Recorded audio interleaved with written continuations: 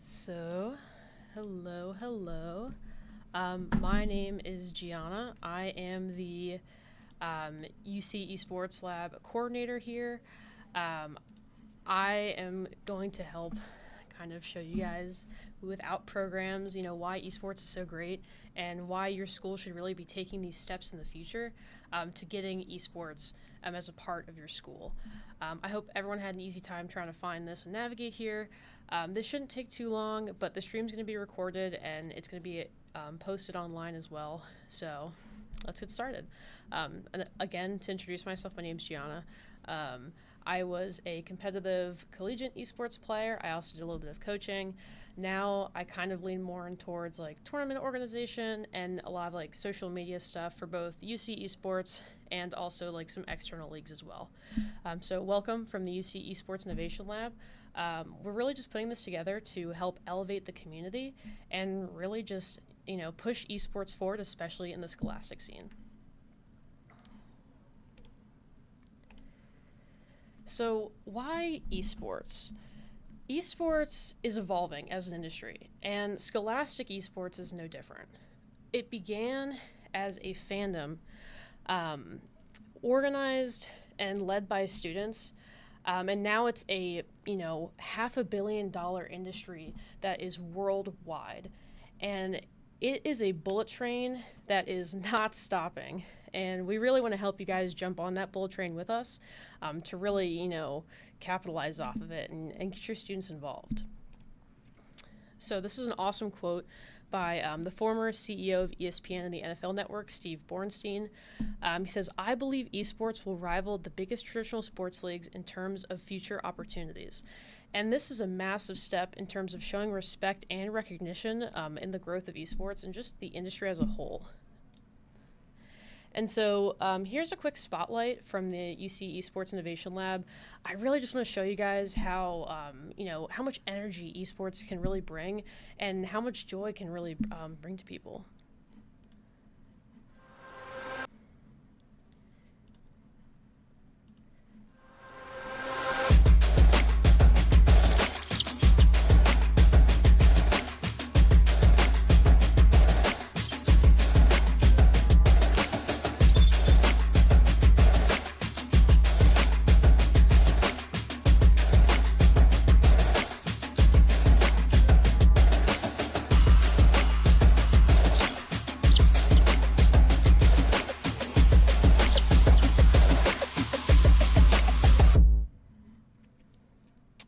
So I absolutely love that video. It's awesome. So looking at the agenda for today, we're really going to go over a couple things. First is going to be kind of the benefits, why to bring esports to your school. We're going to talk about how it's a STEM magnet, how it brings a bunch of opportunities for marginalized groups, and how it really reigns in the community. Then we're going to touch on, the recognition of esports athletes. What is the world doing? What's the nation doing? And then some leagues and organizations that are really, going above and beyond in this area. The cost and support for starting a program at your school, minimum requirements and whatnot. Just the overall program, some simple best practices, and then also a timeline to success. And we're going to use UC Esports, the UC Esports Club as an example. It's going to really help detail that process and how long it might take. And then we're going to go over some, perspectives, some different voices of the industry, those that have done it before, started from nothing. And then we're going to talk about some resources and then get into a Q&A. So let's look at the benefits. So first and foremost, esports is a STEM student magnet. Video games in general are a product of all STEM concepts, coming together to form this interactive medium that is nothing like anything else out there, nothing like movies, nothing like TV. NBC News even said companies are more likely to hire gamers because they can think 4 steps ahead. A lot of video games allow just the people playing them to really problem solve on like high stress environments, but also they can, relieve stress into this casual setting too. Another awesome stat, 66% of participating students are STEM majors or STEM adjacent.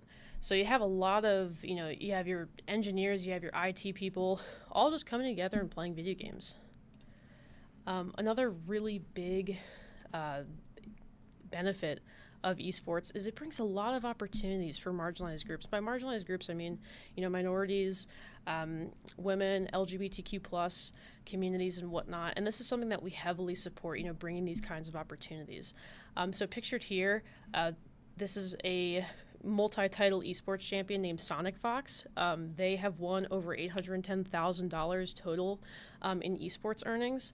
They are African American, and they are openly gay, and they are a massive role model for so many people who are also competing that feel that they identify similarly.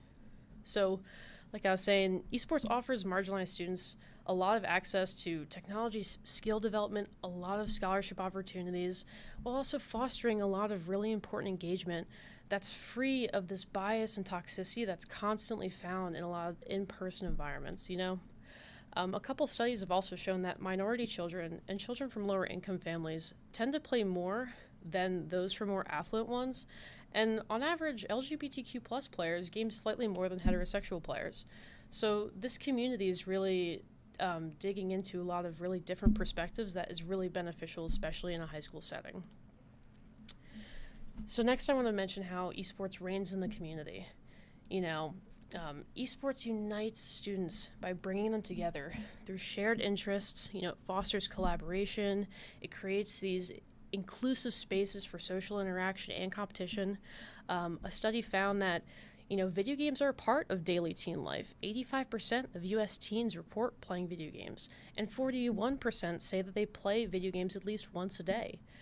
Another awesome stat, 72% of teens who play video games report that the reason that they do it is to spend time with others. So this is a social sport. People always have these stereotypes that, gamers are kind of reclusive, they sink away, they're introverts. In reality, a lot of these kids are playing games to really, find friends, build friendships, while also relieving stress. And kind of like looking at the rest of the benefits, really the main takeaways that I want to just highlight again: increased problem-solving abilities, a building of a community, and also building of connections. So next I want to talk about some, recognition of esports athletes. What does that look like? And the first thing I want to mention is some quick points, global and national stats that I think are really eye-opening, especially for, school administrators and parents who might not realize how large this actually is. So there's over 500 million fans worldwide for esports. The esports viewership has been beating out all traditional U.S. sports viewership, with the only exception being the NFL, and that's because of the Super Bowl as well. So a lot of people are tuning in to watch these events. Estimated $2.4 billion in esports revenue for 2024. For perspective, the NFL's revenue growth is around $2 billion each year, and they've been established for decades, while the projected growth for esports is going to be around $6.2 billion within the next 5 years. So like I said, it's a bullet train that's constantly going by. 10% of all U.S. sports viewings were for esports. That's around 300 billion hours watched. The current largest esports prize pool stands at $41 million, which was for a League of Legends tournament. And with that, there was around 100 million concurrent viewers for that event as well. And then something that a lot of people don't think about is the U.S. esports betting market was valued at $11.3 billion in 2023, and this is also projected to grow to $33 billion within the next 6 years. So it's really starting to become equal with a lot of, established traditional, physical sports that have been around for a very long time. And brands already know this. Fortune 500 brands have been jumping on this opportunity for a very long time now. As you can see pictured here, we have, MasterCard sponsoring a League of Legends Championship Series, Honda sponsoring the same event, Adidas has been collabing with these massive content creators for their own clothing brands, Gucci has a gaming academy, and then Gillette also has their own, esports roster as well. So these massive companies are also starting to recognize it. So something else I also wanted to look at and just mention is collegiate esports and what opportunities some students will have going from high school into collegiate for this.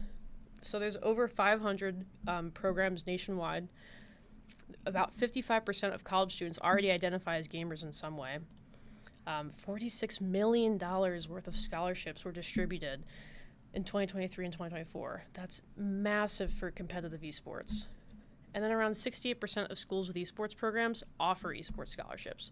So somebody can take their passion for gaming and really, bring it far and help take that into college and really, get a lot of benefits out of it. And so I want to highlight some leagues and organizations that I find that are doing really well and excelling, esports in the scholastic scene. And so for those of you in Ohio, the first thing I want to mention is the Ohio Athletic Association.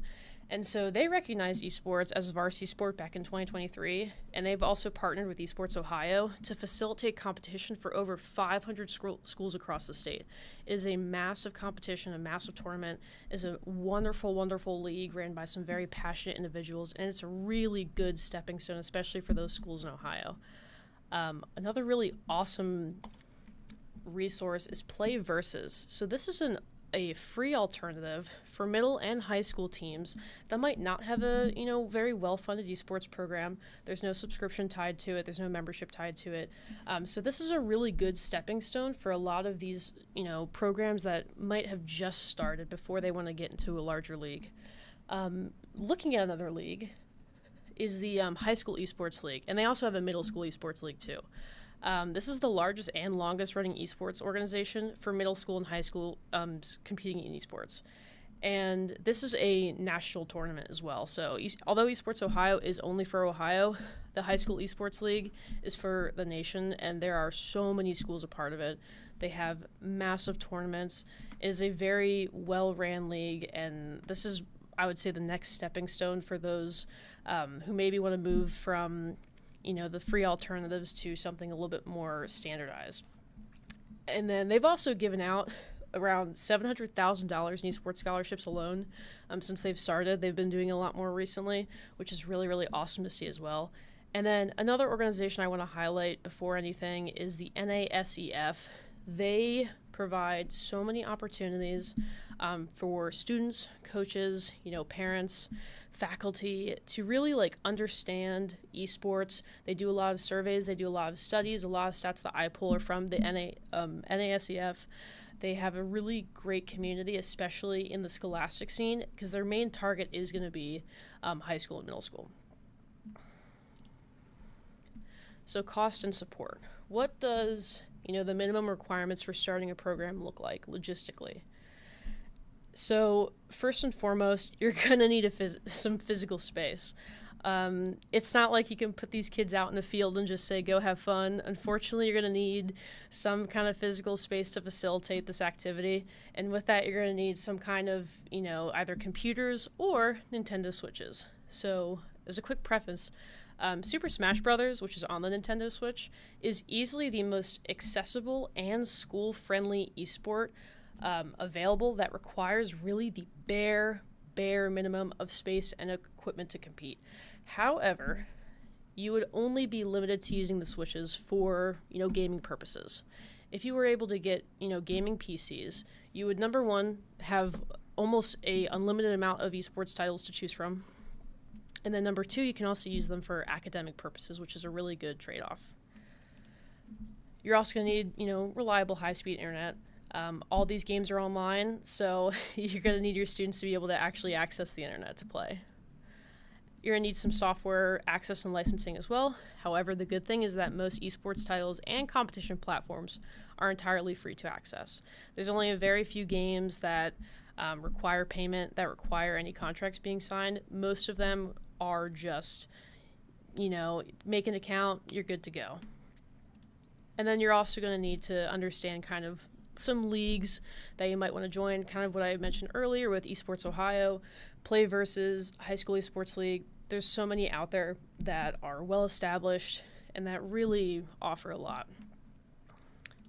So I really wanted to touch really fast on the Cincinnati Fear Esports package. So the Cincinnati Fear is the professional esports league out of Cincinnati. They do have corporate support to develop a lab through the Cincinnati Fear. So you can contact us later for more information on this, and then we'll help you guys out. And so I wanted to touch on something really fast. It's going to be some trivia. So it's going to be about gamer terminology. And, do you know what these 4 commonly used terms in gaming and esports mean? And it's okay if you don't know them. That's totally fine. This is a very introductory, level thing.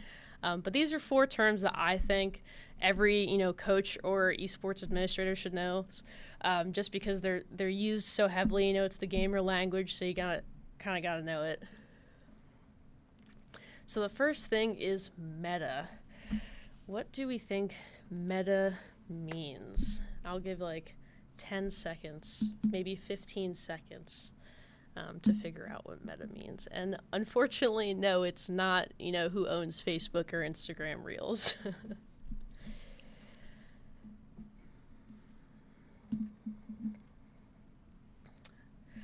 Okay, so meta actually means it's a term used to describe the game's player base's current idea of what the most optimal way to play the game is.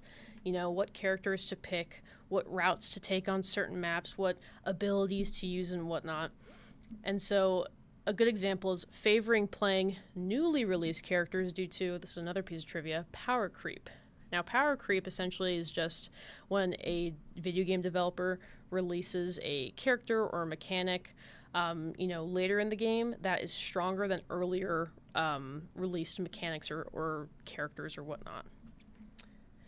So the next term is IGL. What do we think IGL stands for?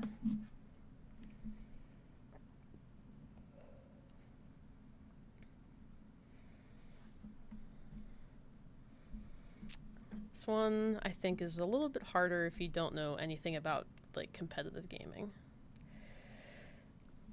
So IGL, it stands for in-game leader. It's the person on the team that shot calls these strategies for the team to follow. And it's very different from coaching. Your IGL is going to be a player in-game who's with the team, and they're basically, they're calling the routes, they're calling what to do, they're directing the team, almost like a micromanager, but they're not the ones giving critiques like coaches would. So the next term is Nerf. And I'm not talking about the plastic dart company.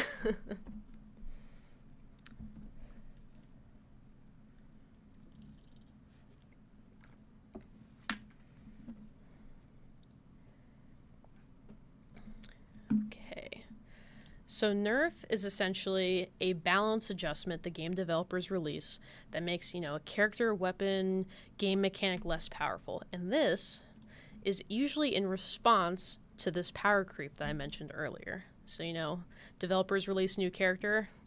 A couple weeks later, they figure it's way too strong. Let's nerf it. And the opposite of that would be called a buff, but I thought that was a bit too easy. So the last term is ace. And I'm not talking about the card suit.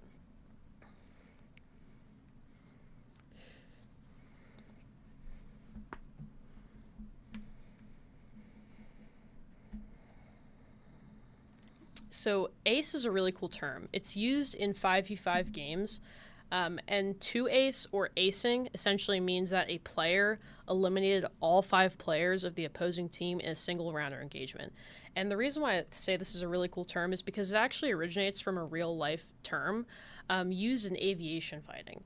And so essentially when an aviation fighter gets 5 confirmed air eliminations, they're then considered an ace pilot. So now, in video games, we have this term called acing, and it's essentially when you are able to eliminate 5 players or the entire team in one single engagement or round, which is a pretty big accomplishment for most players. So after the trivia, we're going to talk about the program of esports, some best practices and whatnot. So looking at some best practices, understand the educational value. Like I was saying before with how it's a STEM magnet, it can enhance STEM skills. It also offers a lot of opportunities for different teaching methods for students who might have trouble learning in the traditional environment. And it also teaches students, how to be responsible online. Social media nowadays is really, really terrible, especially with younger kids, and there's not a lot of, safety measures put into place to help, teach kids how to be literate online. So esports can really help with that, especially because it's an online format. So the next thing is going to be engaging with parents and the community. Communicating these like social and academic benefits, especially to parents and staff, are going to really help the child feel more confident when playing, and also give more confidence to the parents to allow their child to play. This will also be helpful if you start, engaging with your community and collaborating with other schools, universities maybe, just to help build a larger esports network in your community. And then the last thing is going to be planning for longevity. Esports, yes, up front, it's a pretty heavy ask, especially with all of, the equipment requirements and whatnot, space requirements. It might be very overwhelming at first to get started. But esports is a long-term program. If you start by building a sustainable foundation for leadership with consistent funding, then you'll be able to have a really good plan for growth later on, And tracking progress is going to be the best for this. Look at your turnover rate. What are students interested in? And commitment is key. Commitment is absolutely key. This isn't something that you can just pick up and drop if it's not working out. Like I said about planning for longevity, even though it's a big ask up front, staying committed to it will really, really benefit in the long term. So I want to look at the timeline of success using, UC Esports as an example. So the program, began as a casual program with the UC League of Legends Club being founded back in 2011. And then the next year, another school, it was recognized as a club sport in the United States, so that now people can start competing nationally for esports, which is really, really awesome. Then we started competing, only 3 years later, and we were actually able to become in the top 8 in the nation, which is really, really awesome. And at the time, there wasn't a lot of teams, so there is that, but that's when it was just starting out as well, so we were very proud of that achievement. Then, the year after that, we hosted an 800-plus person tournament in Fifth Third Arena, and this excelled the collegiate esports network and community. There weren't these massive tournaments happening in person yet, but we really did help start that, which I thought was really, really awesome. Then later in 2021, President Pinto gave us the approval for the UC Esports initiative, and with that, the next year we were able to finally open and launch the UC Esports Innovation Lab. And this is our home for, competitive and casual gaming at UC. We're very proud of this space. This is where our teams come to practice and scrimmage. We have broadcasts here. We're very, very proud that we were able to get this started. And so for a school looking to build a program, the steps are going to kind of, be condensed and look a little bit like this. So the first is going to be, recognize and understand the interest in your community. You're going to want to kind of start by, gathering understanding of what students are really kind of whispering about and what other schools are doing kind of in the area. Like, should I start an esports program? Are a lot of students really interested? Do we have a video game club that's really popular? The next step is going to be engaging with and surveying the students, faculty, and parents. Surveying the student body on their wants for competitive play is going to be really important when figuring out stuff like game titles, what equipment you might need. And then it also helps give you information to then later dispel, common misconceptions to parents and faculty about gaming. Like I was saying before, align the program with your school's educational value. Show that esports can be helpful in bringing academic improvement to the school. And so the next is going to be research how other programs got started. What was their path to success? Learn the whys and hows of building a program. This is going to really help eliminate some early trial and error situations if other schools have tried it and have, posted somewhere online, their failures and whatnot. It'll help you get a nice jump start. And then lastly, it's going to be your program launch and then expansion afterwards. It's really going to be, having trust in yourself, in your students, in the community on really what you can do and excelling. So next I wanted to bring up some voices of the industry, and we have some really important perspectives in this too that I think are going to be really helpful, especially with maybe convincing anyone who's on the fence still about starting an esports program or why it's beneficial. And so our three main perspectives are going to be from Josh Harden, who's the Cincinnati Public Schools Athletic Director, Tim David, he's the General Manager of Cincinnati's professional esports team, Cincinnati Fear, and then Camilo Chavez Galeno, he is the current UC Esports President, and he's also a scriptwriter for Collegiate Esports News and an esports broadcaster. He's going to give us the student perspective. So first up with Josh Harden, when starting an esports program, there are a few important factors to think about for success. Most notably, always start with the student's voice and interest to guide you. Once it is determined that the students are interested in esports through school or program, you want to find a supportive coach to assist with leading the students and helping them along the way. Esports isn't a singular, it's not one person controlling the entire thing. You need to have a team of helping hands to really, push it along the way. And so Josh really gives a great, athletic director and teacher perspective about, having those helping hands along the way and really having that commitment. And so looking at the team manager perspective with Tim David, starting an esports program in a school should be focused on 3 things: building a community, engagement, and working towards the students' personal growth. Finding games that your students are already playing at home by themselves will quickly grow because students want opportunities to play in person with their friends. Like I said before, survey the students, figure out what they want, so then you have a better idea and you're not just, taking a shot in the dark. And then Camilo's student perspective. It doesn't matter if you commute, commentate, or help manage things from behind the scenes. Esports can offer you bonds and connections that could last you your entire life. I have friends in California, Pennsylvania, Georgia, and even Canada, all because of esports. Camila gives a great perspective as a student because esports is a global industry, so building that community, building those connections don't just happen in your local community. They happen throughout the nation, they happen throughout the world. So I also want to touch on some resources, and I'm going to keep repeating this, but I want to stress just how important it is. Survey the students. If you're trying to gauge interest about anything in the esports community, ask your local gamers in your school. Many students are going to be so excited to discuss their passion, especially if you're showing interest in it. This is going to help increase your understanding from their perspective, and also it's going to help build confidence in them. They're going to be much more confident being open about playing games. And so what does UC offer? What can, we give you as a takeaway? So we have esports scholarships coming soon, we're very proud of. We have a strategic partnership with Esports Ohio and Cincinnati Fear. We aid in networking opportunities with industry professionals like Esports Ohio. We have an early IT program with camps for high school and middle school students who are interested in game design and coding. And then we also have a game design major through DAP and a couple gaming-related certificates through other colleges as well. And I just wanted to bring that up because this is an invite, for your administration, for your other teachers, your coaches, your parents, your students.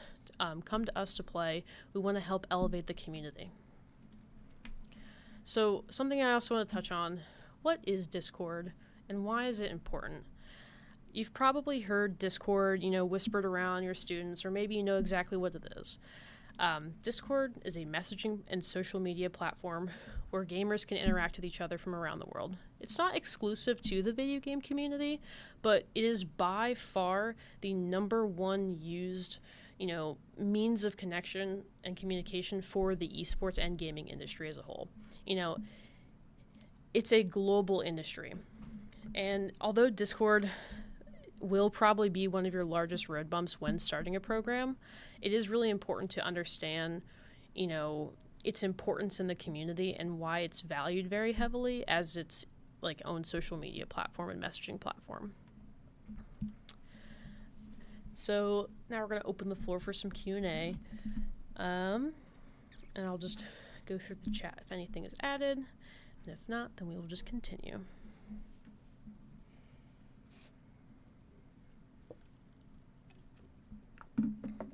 And if you don't have any questions right now, we will provide some contact information in the recording of this video, just so that, if you have any questions about building a program, anything about this program at all, we can absolutely reach back out to you and help you understand a little bit more.